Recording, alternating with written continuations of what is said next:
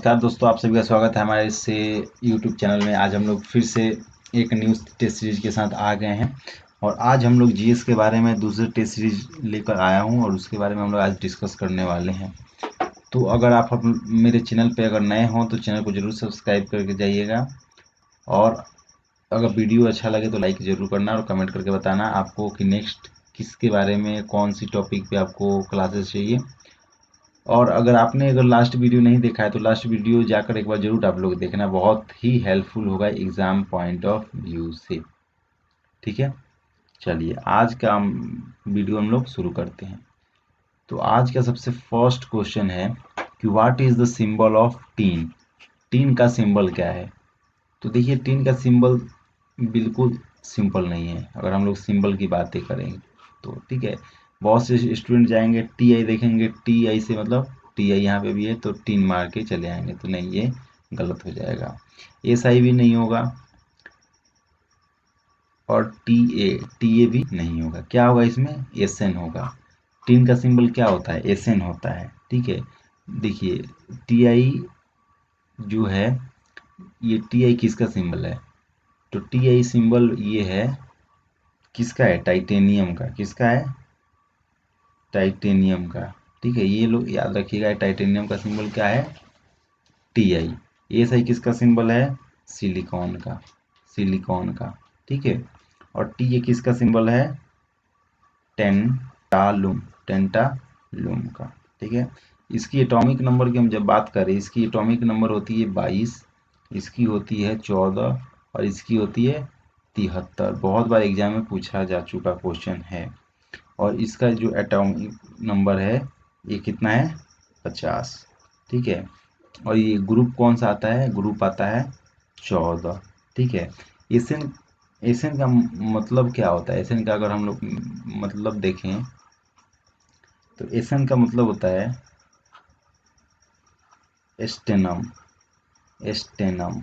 ठीक है, एस्टेनम इसका मतलब होता है। एस्टेनम को क्या बोलते हैं हम लोग? टीन बोलते हैं। ठीक है, इसकी जो इसकी जो यूजेस हैं, तो यूजेस तो एग्जाम में नहीं पूछे जाते हैं। ठीक है, लेकिन एक आप लोग याद रखना कि most window glass is made by floating molten glass. ठीक है, लेकिन ये एग्जाम पॉइंट ऑफ इतना काफ़ी है कि इसका सिंबल क्या है, इसका एटॉमिक नंबर क्या है। एटॉमिक नंबर आप लोग जरूर याद रखिएगा। ठीक है, चलिए अब मैं आता हूँ नेक्स्ट क्वेश्चन पे। नेक्स्ट क्वेश्चन है कि what was the magnitude of Indian ocean tsunami 2014। 2014 में जो सुनामी आया था उसका मैग्नीट्यूड कितना था? मतलब उसका जो हम लोग जैसे कंपन होता है तो उससे हम लोग मेजर करते हैं ना, तो मेजर करके बताते हैं इसकी कितनी तीव्रता थी। ठीक है, तो इसकी कितनी मैग्नीट्यूड थी? कितनी थी? 9.1। कितनी थी? 9.1 थी। ठीक है, अब हम लोग जान जाएं कि अगर सुनामी मापना हो, ठीक है, तो इसे कैसे मापेंगे आप लोग? ठीक है, किससे मापेंगे? रिक्टर स्केल से। किससे? रिक्टर स्केल से। ठीक है, ये कब डेवलप हुआ था? 1934 में डेवलप हुआ था। किसके द्वारा हुआ था? Charles F Richter. ठीक है, चार्ल्स एफ रिक्टर। ठीक है, ये किसके लिए यूज होता है? किसके लिए यूज होता है? वेब रिकॉर्ड के लिए। वेब रिकॉर्ड के लिए इसे यूज किया जाता है। ठीक है, चलिए ये था इसका। अब हम लोग बात करते हैं नेक्स्ट क्वेश्चन की। ठीक है, नेक्स्ट क्वेश्चन है, जल्दी जल्दी हम लोग टॉपिक कवर करने की कोशिश करते हैं कि new Delhi lotus temple was designed bye an architect from. जो न्यू दिल्ली में एक लोटस टेम्पल है, ठीक है, उसका जो डिजाइन हुआ था, उसके आर्किटेक्चर कहाँ से थे? कहाँ के आर्किटेक्ट थे? कहाँ के डिजाइनकार थे? जो कोई भी घर बनता है तो उसका पहले डिजाइन किया जाता है। ठीक है, कोई भी घर उसे डिजाइन किया जाता है कि यहाँ से यहाँ तक बैठक होगा, यहाँ पे एक रूम होगा, यहाँ पे बाथरूम, लैट्रिन। तो इसके लिए एक डिज़ाइन तैयार किया जाता है, आउटलुक तैयार होता है। उस आउटलुक को हम लोग जैसे एक बोलते हैं आर्किटेक्ट बोलते हैं, जो डिज़ाइन बनाते हैं घर को, घर के डिज़ाइन हो या बड़ा डिज़ाइन कोई भी तैयार होता है, उसको कौन तैयार करता है? एक आर्किटेक्ट तैयार करता है। तो आर्किटेक्ट कहाँ से थे? कहाँ के थे आर्किटेक्ट? ठीक है, कहाँ के थे? ईरान के थे। कहाँ के थे? ईरान के थे। ठीक है, लोटस टेम्पल। तो लोटस टेम्पल के आर्किटेक्ट कहाँ से थे? कहाँ कहाँ के थे? ईरान के। ठीक है, किसने तैयार किया था? ये बहुत ज़रूरी है कि आर्किटेक्चर जो थे उनका नाम क्या था? नाम आप लोग ज़रूर लिख लीजिएगा। फूरीबर्ज सभा, फूरीबर्ज सभा। ये कहाँ के थे? ईरान के थे। ठीक है, हाँ, ये बहुत ज़रूरी है। ईरान तो आप लोग जानते हैं, लेकिन ये इनका नाम है जिन्होंने लोटस टेम्पल को डिज़ाइन किया था, फूर्जी बर्ज सभा। ठीक है, ये इसका शेप आप लोग अगर देखेंगे तो एकदम लोटस की तरह है, जैसे कमल का फूल होता है ना, एक लोटस की तरह। इसका शेप किसकी तरह है? एकदम लोटस के फूल की तरह है। ठीक है, इसे कब तैयार किया गया था? 1986 में तैयार किया गया था। इसे बनाने के लिए जो भी स्ट्रक्चर हुआ है, प्योर उसका क्या है? वाइट मार्बल का यूज हुआ है। जितने भी उसमें दीवार में आप लोग देंगे तो उसमें प्योर वाइट मार्बल का यूज हुआ है। ठीक है, इसमें जितने भी है क्या यूज हुआ है? वाइट मार्बल का यूज हुआ है। ठीक है, यहाँ तक आपको बस दो चीजें याद रखनी है कि इसके आर्किटेक्ट किसने किया था? फूर्जी बर्ज सभा ने किया था। कहाँ के थे? ईरान के थे। कब तैयार हुआ था? 1986 में हुआ था। इसका शेप कैसा है? बिल्कुल लोटस की तरह है। जो इसका आकार किसकी तरह? लोटस फूल की तरह है, कमल के फूल की तरह। और इसमें जो स्ट्रक्चर में हुआ है किसके द्वारा बना है? प्योर वाइट मार्बल के द्वारा बनाया गया है। ठीक है, इसमें 4 पॉइंट आपको याद रखना है। चलिए, अब आता हूँ नेक्स्ट क्वेश्चन पे। नेक्स्ट क्वेश्चन क्या है? नेक्स्ट क्वेश्चन कहता है कि when did the Sarkaria commission submit its report? जब सरकारिया कमीशन थी, वो अपनी रिपोर्ट कब सबमिट किया? तो कब सबमिट किया? 1988 में सबमिट किया। कब किया? 1988 में सबमिट किया। सरकारिया कमीशन की सेटअप कब हुई थी? सरकारिया कमीशन कब गठन किया गया था इसका? 1983 में किया गया था। कब? जून 1983 में। ठीक है, 9 जून 1983 में इसका गठन किया गया था। ठीक है,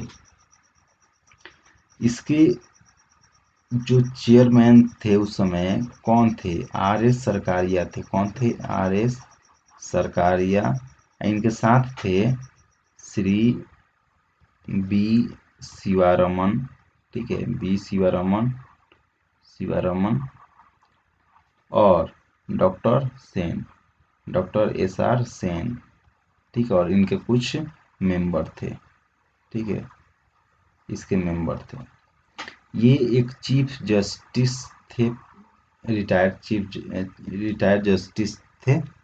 ये इसलिए हुआ था सरकारी कमीशन का गठन, क्योंकि जो सरकार, ये स्टेट, ये यूनियन है और ये स्टेट है। ठीक है, इसके ये भी जो भी मतलब जब हम लोग पावर की बात करें, फंक्शन की बात करें, रिस्पॉन्सिबिलिटी की बात करें, ये सब चीज़ के एक बार एग्जामिन के लिए और रिव्यू के लिए इसे किया गया था गठन। किसके लिए किया गया था? कोई एग्जाम में पूछ देगा बहुत बार कि सरकारिया कमीशन किसके लिए गठन किया गया था, तो क्या होगा आंसर? यूनियन एंड स्टेट के पावर, फंक्शन एंड रिस्पॉन्सिबिलिटी के लिए, उसके व्यू के लिए हम लोग ने इसका गठन किया था। ठीक है, इसका रिपोर्ट कब सरकार को सौंपी गई थी? 1988 में, 5 साल के बाद। ठीक है, तो ये इसका मेन पॉइंट है। ठीक है, चलिए, दो चीज़ें आपको इसमें याद रखना है कि सरकारी कमीशन कब गठित हुआ था, तो 83 में हुआ था। कब सबमिट रिपोर्ट किया? 1988 में। इसके चेयरमैनशिप कौन थे? आर एस सरकारिया, जिनके नाम से है सरकारिया। और ये किसके लिए हुआ था? यूनियन स्टेट के बीच में का जो पावर है, जो फंक्शन है, जो कार्य, जो जितने भी रिस्पॉन्सिबिलिटीज है, उसको रिव्यू के लिए इसे गठन किया गया था। ठीक है, अब आते हैं 5वां नंबर क्वेश्चन पे। 5वां नंबर क्वेश्चन कह रहा है कि भातुआ भातुआकू is the folk music of which of the following state. ठीक है, ये जो म्यूजिक है किस स्टेट से बिलोंग करता है? कौन सा स्टेट होगा? वेस्ट बंगाल। कौन सा होगा? वेस्ट बंगाल। ठीक है, वेस्ट बंगाल से बिलोंग करता है। ठीक है, वेस्ट बंगाल से, सॉरी इसका स्पेलिंग ये है, यहाँ पे होगा ये भत्याली। ठीक है, भत्याली होगा। ठीक है, भत्याली है ये, बातू किया नहीं है। मैं बोल रहा हूँ कि स्पेलिंग मिस हो रहा है कहीं ना कहीं। ठीक है, क्या है? भात्याली है। ठीक है, BHATIALI है। ठीक है, हाँ, Bhatiali is the folk music of which following states. तो कौन सा होगा? वेस्ट बंगाल होगा। ठीक है, किस क्या होगा? वेस्ट बंगाल होगा। ये जो भत्याली म्यूजिक है, भत्याली, ये किससे रिलेटेड है? ये रिलेटेड है सॉन्ग ऑफ द रिवर। ठीक है, नदी से रिलेटेड ये सॉन्ग है। ठीक है, ये कौन गाते हैं इसे? इसे कौन से गाते हैं? ये बोट्समैन होते हैं, जो नाव चलाते हैं, वो गाते हैं। ठीक है, भत्याली क्या है? एक नदी का खुद नाम है। क्या है? नाम है ये। भत्याली क्या है? नाम है, नदी का नाम है। क्या है? नदी का नाम है। अगर हम इसकी बात करें तो इसका मतलब ये होता है कि भाती का मतलब ही होता है, भाती का मतलब होता है डाउन स्ट्रीम। क्या होता है? डाउन स्ट्रीम होता है। डाउन स्ट्रीम एक होता है ना, अप स्ट्रीम जो ऊपर की तरफ जाता है, एक डाउन होता है कि जो उल्टा आता है, जैसे हम लोग इस साइड जा रहे हैं, ऐसे जा रहे हैं, ऐसे जा रहे हैं। ठीक है, लेकिन नदी का पानी कैसे है? इस तरह से निकले। ठीक है, तो इसे हम लोग up stream and down stream को कहेंगे। ठीक है, चलिए, और हम लोग कुछ डांसेस की बात कर लेते हैं। जबकि डांस की बातें कर रहे थे, जो और इम्पोर्टेंट है वो मैं बात कर लेता हूँ, जो कि बहुत बार एग्जाम में पूछा गया है और पूछ सकता है फिर से। ऐसा कोई नहीं है कि रिपीटेड बहुत से क्वेश्चन होते हैं। एक है चाऊ। क्या है? चाऊ। ये भी डांस वेस्ट बंगाल की है। ठीक है, ये भी फ्लोक डांस है। ठीक है, अलकप, ये भी डांस है, अलकप डांस, ये भी वेस्ट बंगाल की है। ठीक है, बाकी ये दो इम्पोर्टेंट है, इसे आप लोग याद रखिएगा। ठीक है, ये रूरल कम्युनिटी के द्वारा डांस किया जाता है। रूरल जो गांव में होते हैं ना, गांव एकदम बिल्कुल देहात वाले, उनके द्वारा ये रूरल कम्युनिटी के थ्रू गाया जाता है। और ये जो है, ये ट्राइबल इसे ये ट्राइबल अपना फोक डांस करते हैं इस पे। ठीक है, इनका फोक डांस इनका है, ट्राइबल का। ठीक है, चलिए, अब हम लोग आते हैं, नेक्स्ट क्वेश्चन है, which of the following articles of the Constitution of India has provision for the constitution of legislatures in state। इसका मतलब ये हुआ कि कौन सा आर्टिकल भारत के संविधान में प्रोविजन है कि स्टेट में लेजिस्लेचर होते हैं, मतलब एमपी एमएलए जो होते हैं, एमएलए वो होंगे कौन सा आर्टिकल के थ्रू? बताइए। तो इसका राइट आंसर होगा 168। क्या होगा? 168 के थ्रू ये प्रोविज़न है कि हर एक स्टेट में लेजिस्लेचर होगा, विधानसभा होगी। ठीक है, कौन से? 168 में। तो 167 में क्या है? 167 में है कि ड्यूटीज ऑफ, क्या है? Chief minister, duties of CM. ठीक है, 165 में क्या है? तो क्या है? Advocate general. क्या है? Advocate general of state. Advocate general of for the state, for the state. ठीक है। 163 में क्या है? Council of minister. ठीक है। To aid and advise governor, मतलब कि मिनिस्टर जितने भी होते हैं, जितने भी काउंसिल के मिनिस्टर होते हैं, वो एडवाइस दे सकते हैं किसको? गवर्नर को, या किसी प्रकार की सहायता कर सकते हैं गवर्नर को। ठीक है। Council of minister to aid मतलब सहायता करना, एंड एडवाइस मतलब सलाह दे सकते हैं। एडवाइस एडवाइस गवर्नर, जो भी स्टेट के गवर्नर हैं वो सलाह ले सकते हैं, या काउंसिल ऑफ मिनिस्टर सलाह दे सकते हैं और सहायता दे सकते हैं किसको? गवर्नर को। ठीक है। ये बातें हो गई। चलिए अब हम लोग आते हैं नेक्स्ट क्वेश्चन पे। नेक्स्ट क्वेश्चन कहता है कि ये कंप्यूटर से रिलेटेड क्वेश्चन है कि द F7 की commonly use in Microsoft programming such as Microsoft Word, Outlook, मतलब इसका मतलब ये हुआ, हिंदी में हम लोग जानिए, कि जितने भी आप लोग कंप्यूटर देखते हैं ना, तो उसमें फंक्शन की होता है। फंक्शन की, इसको हम लोग बोलते हैं फंक्शन की। ठीक है। आप लोग देखिएगा कि हर कंप्यूटर में F1 ऐसे लिखा होगा, F1, F2, F3 से लेकर ऐसे करते करते F12 तक लिखा रहता है। तो इसका यूज शॉर्टकट के लिए हम लोग यूज करते हैं। ठीक है। तो वही पूछ रहा है कि F7 का की का यूज किस लिए होता है कंप्यूटर में? सिंपल है, किसके लिए होता है? चेकिंग स्पेलिंग एंड ग्रामर के लिए होता है। ठीक है। हाँ। F7 अगर हम लोग किसके साथ यूज करते हैं?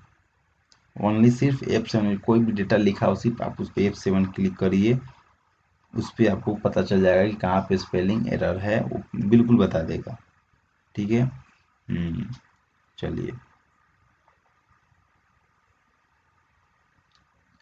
आते हैं अब नेक्स्ट क्वेश्चन पे। नेक्स्ट क्वेश्चन कह रहा है कि what is the name of first crude oil pipeline constructed in India? ठीक है। कि उसका नाम क्या है, जो फर्स्ट क्रूड ऑयल मतलब कच्चा तेल पाइपलाइन कंस्ट्रक्टेड इन इंडिया, मतलब भारत का फर्स्ट क्रूड ऑयल का नाम क्या है? ठीक है। तो बिल्कुल सिंपल है। क्या है? बिल्कुल क्या है? नाहरकटिया नूनमाटी बरौनी पाइपलाइन। ठीक है। ये कहाँ पे पड़ता है? ये पड़ता है असम के अंदर। किसके अंदर पड़ता है? असम के अंदर पड़ता है। ठीक है। ये फर्स्ट पाइपलाइन है। क्या है? कह रहा है first pipeline constructed in India to bring crude oil from Naharkatiya oil field to Noonmati. ठीक है। इसका मतलब ये है कि first crude oil pipeline constructed कहाँ पे हुआ था? असम में हुआ था। उसका नाम क्या है? नाहरकटिया नूनमाटी बरौनी, जो कि नाहरकटिया से नूनमाटी के लिए क्रूड ऑयल सप्लाई करती थी। ठीक है। ये कब ऑपरेटिव हुआ था? बताएं फटाफट, जल्दी जल्दी।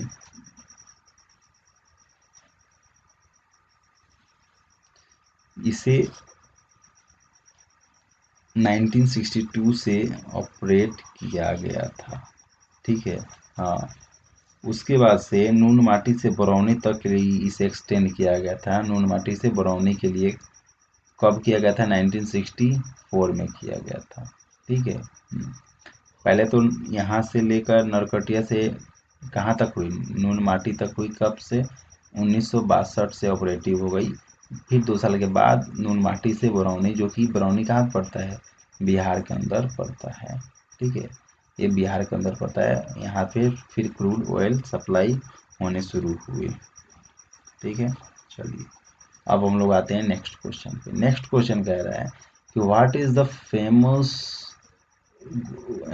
Famous Gupta Dashavatara temple recognized as the one of the earliest Panchatantra temple in northern India is located at? मतलब कि ये जो मंदिर है, फेमस मंदिर था गुप्ता का सबसे फेमस मंदिर दशवत्रा टेम्पल, ये वन ऑफ द अर्लीस्ट मतलब जो भी ये पंचायतन टेम्पल है उसका अर्लीस्ट कब लोकेट किया गया था, ठीक है। क्या लोकेटेड कहाँ पे है, फटाफट बताएं कहाँ पे है, देवघर में। कौन सी जगह पे है, देवघर के अंदर है। कहाँ पे है, देवघर के अंदर है। ये किसके लिए डेडिकेटेड है, ये है लॉर्ड विष्णु के लिए डेडिकेटेड है। किसके लिए, लॉर्ड विष्णु के लिए डेडिकेटेड है, ठीक है। कब बनाया गया था, ऑफ कोर्स गुप्ता पीरियड के टाइम, ठीक है।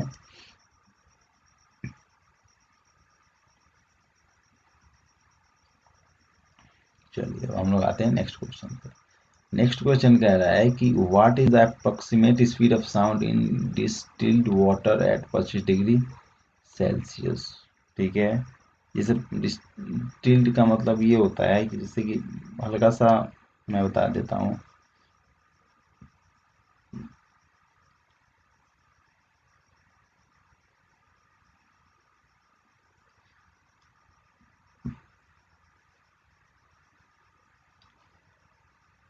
जैसे कि हम लोग डिस्टिल्ड नहीं देखते हैं कि हल्का सा ऐसा बूंदा बूंदा सा हो निकलने लगता है पानी में, ठीक है। उसका स्पीड क्या होता है, उसमें साउंड का स्पीड क्या होता है, क्या होगा, 1498 मीटर पर सेकेंड, ठीक है।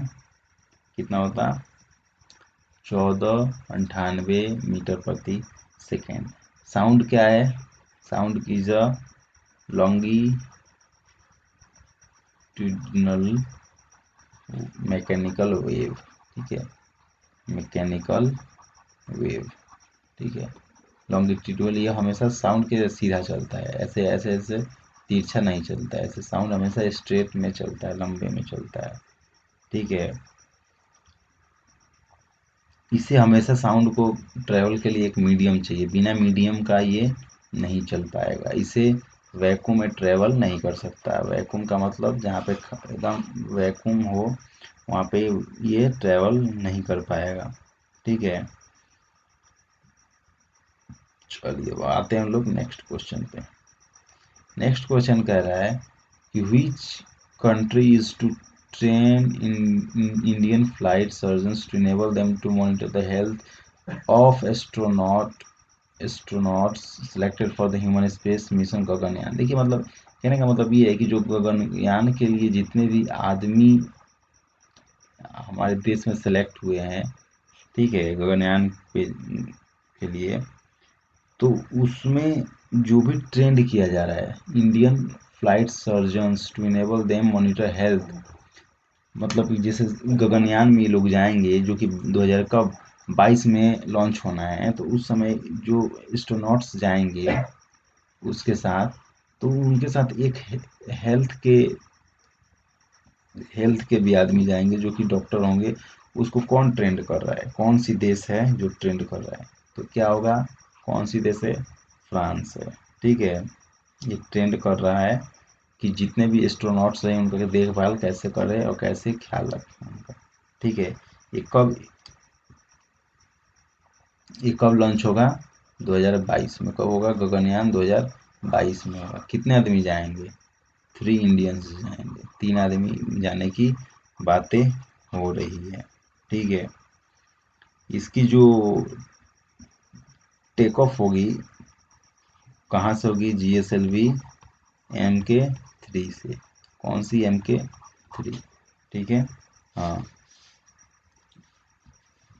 इसमें कौन कौन से जुड़े हैं ऑर्गेनाइजेशन, DRDO और HAL, हिंदुस्तान एरोनॉटिकल लिमिटेड, दोनों मिलके काम कर रहे हैं लोग, ठीक है। चलिए अब आता हूँ नेक्स्ट क्वेश्चन पे। नेक्स्ट क्वेश्चन कह रहा है कि during the phenomenon of aphelion the approximate distance between the earth and the sun. Aphelion का मतलब ये होता है कि ज़्यादा दूरी कब होता है, एफिहेलियन होता है, ठीक है, मतलब कि सबसे ज़्यादा दूरी सूर्य और धरती के बीच में कब होता है, ठीक है, और कितना होता है, ये भी बहुत इंपॉर्टेंट है। ये एक होता है कि कब होता है, ये भी बहुत बार एग्जाम में पूछा जाता है, और कितना होता है ये भी बहुत बार में पूछा जाता है। ठीक है, तो ज़्यादा दूरी को हम लोग क्या बोलते हैं, एफिहेलियन बोलते हैं। ठीक है, तो कब होती, कितनी होती है, 152 किलोमीटर। सूर्य और जो धरती के बीच की जो दूरी मैक्सिमम कितनी होती है, 152 किलोमीटर। ठीक है, 152 million kilometre, sorry 152 million kilometre. ठीक है, ये बहुत बार एग्जाम में पूछा जाता है। अगर एवरेज हम लोग बातें करें तो एवरेज इसका जो डिस्टेंस होता है 150 मिलियन किलोमीटर होता है। ठीक है, नॉर्मली। लेकिन अगर ज़्यादा की बात करें तो कितना होगा, 152। ठीक है, चलिए next question. Next question, in the field of computing what does ENIAC, मतलब इसका फुल फॉर्म क्या है इनेक का। ठीक है, तो ऑफ कोर्स आप लोग जानते होंगे, electronic numerical integrator and computer. इसमें कोई ऑप्शन नहीं है, बस आपको याद करना ही पड़ेगा। ये क्या होगा, electronic numerical integrator and computer, ये इसका फुल फॉर्म होगा। ठीक है, चलिए 14 नंबर क्वेश्चन आ गया। अब बोल रहा है कि the national games of Bhutan, sorry यहाँ पे एस नहीं होगा, गेम होगा। ठीक है, national game of Bhutan, Bhutan का नेशनल गेम क्या है, क्या होगा, आर्चेरी। क्या होगा, आर्चेरी। ठीक है, नेशनल गेम है भूटान का। भूटान को हम लोग क्या कहते हैं, land of the dragon. Bhutan को क्या कहते हैं हम लोग, लैंड ऑफ ड्रैगन भी कहते हैं। ठीक है, भूटान क्या है, small land locked nation in Asia. ये क्या है, लैंड लॉक्ड है, चारों तरफ से लॉक्ड है, लैंड लॉक्ड है। ठीक है, लैंड लॉक्ड है नेशन है ये भूटान, जो इन एशिया के अंदर।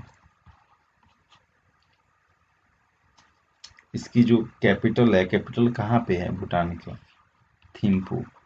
क्या है, थिम्पू। क्या है, थिम्पू। ठीक है, चलिए नेक्स्ट क्वेश्चन हम लोग आते हैं कि 39 नंबर जो प्रेसिडेंट है बीसीसीआई के, वो कौन है, कौन है, अनुराग ठाकुर है, सॉरी अनुराग नहीं, सौरव गांगुली। कौन है, सौरव गांगुली है। ठीक है, अब सौरव गांगुली कब अपॉइंट हुए थे, कब हुए थे बताइए, कमेंट करके आप लोग जरूर बताइएगा। चलिए ये आप लोग जान लीजिए कि अभी सौरव गांगुली ही है। ठीक है, अब अभी इसके बाद बीसीसीआई कब बना था, 1928 में। इसका मुख्यालय कहाँ पे है, मुंबई में है। कहाँ पे है, मुंबई के अंदर है। ठीक है, चलिए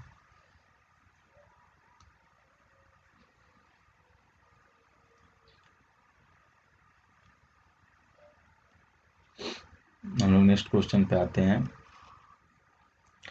कि Ethiopia's first satellite was launched from which countries space station. Ethiopia अपना फर्स्ट सैटेलाइट लॉन्च किया है अभी। ठीक है, लेकिन ये कौन से देश के स्पेस स्टेशन से लॉन्च किया है, कौन से स्पेस से, कौन से देश ने लॉन्च किया, ये किया है चाइना ने किया है अपने स्पेस स्टेशन से। इथियोपिया अपने फर्स्ट सैटेलाइट को कहाँ से लॉन्च किया, चाइना से किया लॉन्च। ठीक है, कब हुआ था ये लॉन्च, 2019 के अंदर हुआ था। ठीक है,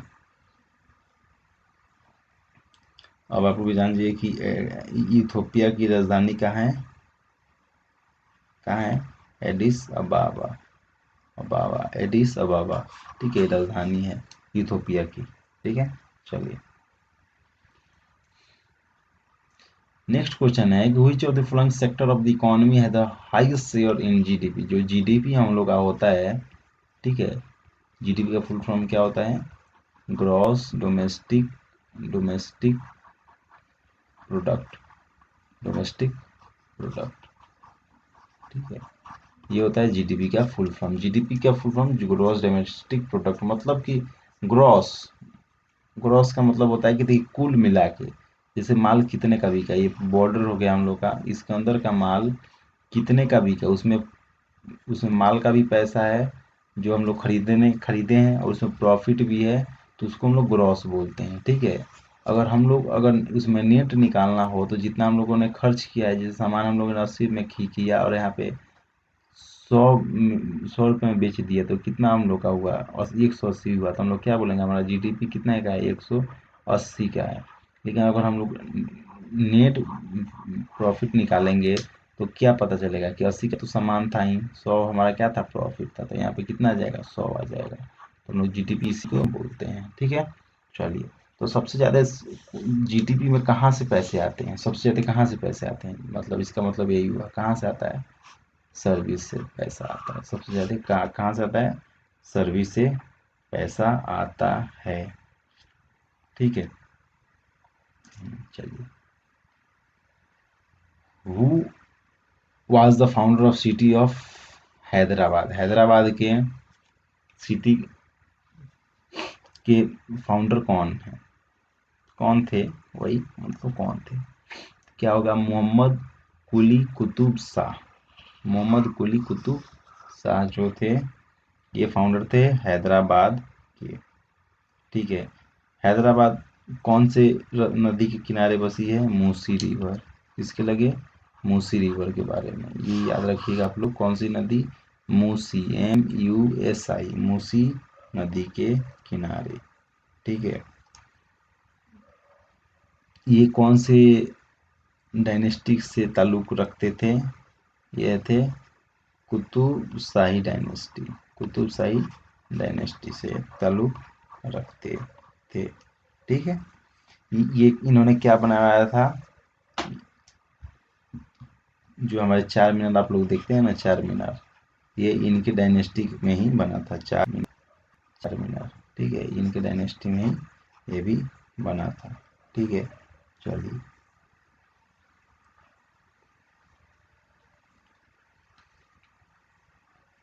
विच of the following bank prints the currency note in India, समझ गए होंगे, तो पैसे छपते हैं, 10 का नोट, 10, 20, 50, 100, 500 भी नोट छापा जाता है, वो कौन छापता है, ठीक है, उसे पता है, RBI करता है। कौन करता है, रिजर्व बैंक ऑफ इंडिया करता है, RBI।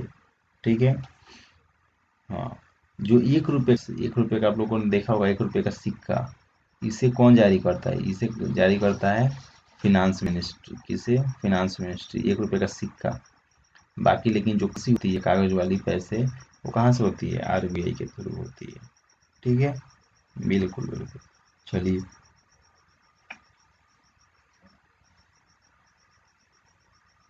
अब हम लोग आते हैं नेक्स्ट क्वेश्चन पे।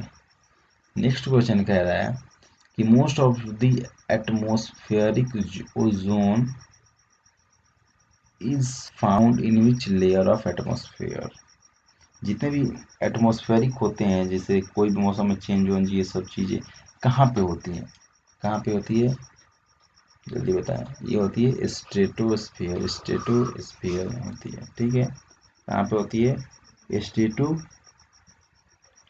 में होती है। ठीक है, चलिए,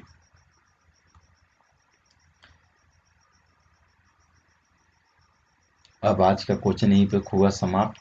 अगर आपको वीडियो अच्छा लगा होगा तो जरूर चैनल को सब्सक्राइब करिएगा, सब्सक्राइब करिए और लाइक करिए, कमेंट करके हमें बताएं कि नेक्स्ट में कौन सी वीडियो चाहिए, और अगर कोई वीडियो में दिक्कत भी हो, ये भी हमें कमेंट करके ज़रूर बताएं कि कहाँ पे दिक्कत आपको हो रही है। ठीक है, और एनालिसिस 100% ये गारंटी है कि आप ये 100% प्रीवियस ईयर क्वेश्चन है। अगर आप लोग देख के जाते हैं कोई एग्ज़ाम देने, SSC CHSL हो या SSC CGL हो या ITS, ये सभी एग्ज़ाम में बहुत ही हेल्पफुल होगा। ठीक है, तो आप लोग ज़रूर वीडियो को देखिएगा, जितने भी प्रीवियस ईयर क्वेश्चन हैं यही हेल्पफुल होंगे एग्ज़ाम में, क्योंकि नया क्वेश्चन कोई अभी बन नहीं रहा है, ये सभी जितने भी रिपीटेड क्वेश्चन ही आ रहे हैं एग्ज़ाम के अंदर। तो चलिए, तब तक के लिए गुड बाय, और ज़रूर वीडियो को लाइक और कमेंट करके जाइए।